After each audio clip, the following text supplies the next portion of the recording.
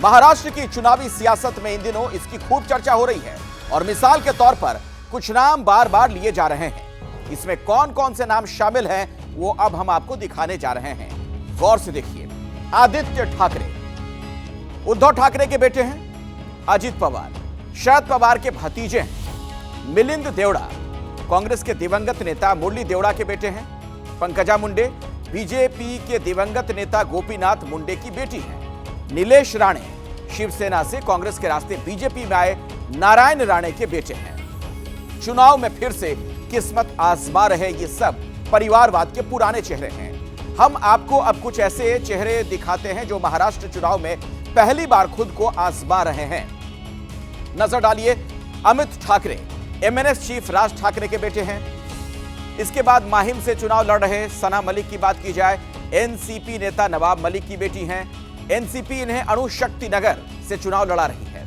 इसके बाद नाम है केदार दिघे का। केदार दिघे शिवसेना के दिवंगत नेता आनंद दिघे के भतीजे हैं। उद्धव की पार्टी ने उन्हें सीएम शिंदे के खिलाफ कोपरी पचपाखड़ी सीट से मैदान में उतारा है। श्रीजया चौहान बीजेपी नेता अशोक चौहान की बेटी हैं।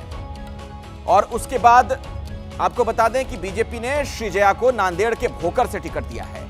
युगेंद्र पवार, ये देखिए जो अगला नाम आपके सामने नजर आपको आ रहा है, दादा ने उन्हें अजित पवार के खिलाफ बारामती से टिकट दिया है। तो विरासत की बाजी की शुरुआत बारामती से ही करते हैं। शरद पवार महाराष्ट्र की राजनीति के भीष्म पितामह कहे जाते हैं। परिवार में आधा दर्जन से ज्यादा लोग सक्रिय राजनीति में हैं। शरद पवार ने अपनी विरासत भतीजे अजित पवार को सौंपी थी, जो पिछले साल सत्ता के लिए बागी हो गए। अब अजित पवार असली एनसीपी के मालिक हैं। इस चुनाव में अजित पवार के खिलाफ शरद पवार ने परिवार का दांव खेला। अजित पवार के भतीजे को ही उनके खिलाफ लड़ा दिया। आज अजित पवार ने नामांकन भरा, लेकिन सवाल तो ये कि विरासत की सियासत को आगे बढ़ाने के लिए शरद पवार ने जिस युगेंद्र को उतारा, वो क्या चाचा को मात दे पाएंगे?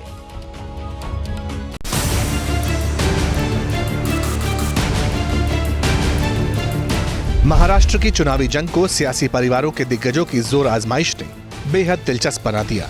मैदान में कहीं पुराने चेहरे हैं तो कहीं नए, लेकिन दांव पेंच पहले से एकदम अलग है। चुनावी आर पार के बिसात भी बिल्कुल नहीं है।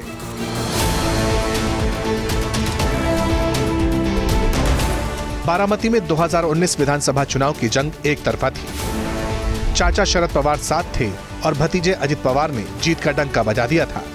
लेकिन 2023 में एनसीपी में हुई टूट के बाद से ही सीन बदला हुआ है। भतीजे अजित पवार के खिलाफ चाचा शरद पवार ने अजित के ही भतीजे युगेंद्र को मैदान में उतार दिया है। दोनों के बीच आर पार की जंग छिड़ी है। सुप्रिया के खिलाफ मेरे पत्नी को खड़ा किया, वो मेरी भूल थी।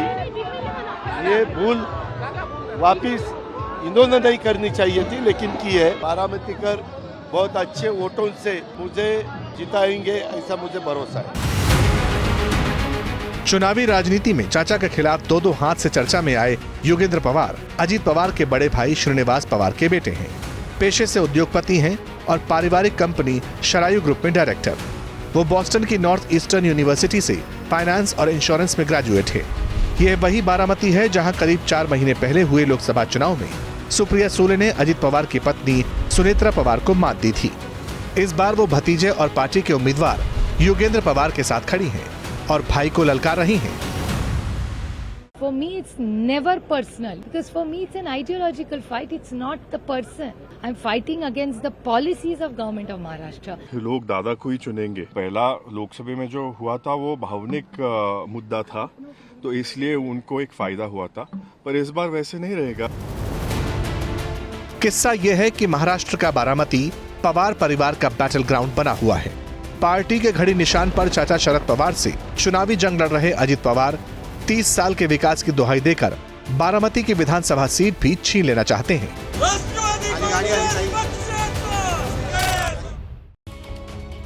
देखिए, सवाल यह है कि क्या बारामती सीट से शरद पवार को बेदखल करना इतना आसान है?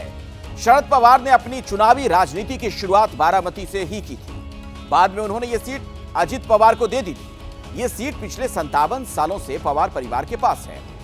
1967 से 1990 तक यह सीट शरद पवार के पास रही। 1991 से अब तक यहां से अजित पवार जीतते रहे हैं। हालांकि पवार परिवार का जो ये दबदबा है तब रहा जब पार्टी एक थी, परिवार एक था। अब चाचा की बात की जाए तो भतीजे और चाचा दोनों अलग हो चुके हैं और शरद पवार परिवार के युगेंद्र पवार को मैदान में उतारकर अजीत पवार को इलाके में बिजी रखना चाहते हैं। शरद पवार कैंप का मानना है कि इससे अजीत पवार दूसरी सीटों पर शायद ज्यादा ध्यान न दे पाए, इसका फायदा मिल सकता है। और जहां तक अजीत पवार की बात है तो ये उनके लिए एक सीट की नहीं, साख की लड़ाई है। वो चाचा को किले में मात देना चाहते हैं। वो बारामती सीट से जीत हासिल कर लोकसभा चुनाव में मिली हार के बाद उठ रहे सवालों का जवाब देना चाहते हैं। लेकिन सवाल जनता का है, वो पवार परिवार को नई पीढ़ी युगेंद्र का साथ देती है या अजीत पवार का, ये देखना दिलचस्प होगा। जैसे ही घड़ी का काटा दोपहर 2:30 पे आए, बबीता जी का दिल सास बहू साजिश के लिए मचल जाए। और ये है इनकी बहू, पूरे दिन ऑफिस की टेंशन हो जाए गॉन जब ये करें अपना फेवरेट शो फ्री टाइम पे ऑन। इनकी तरह आप भी देखिए अपना फेवरेट शो अपने टाइम पर और डाउनलोड कीजिए एबीपी लाइव ऐप अपने स्मार्ट टीवी पर।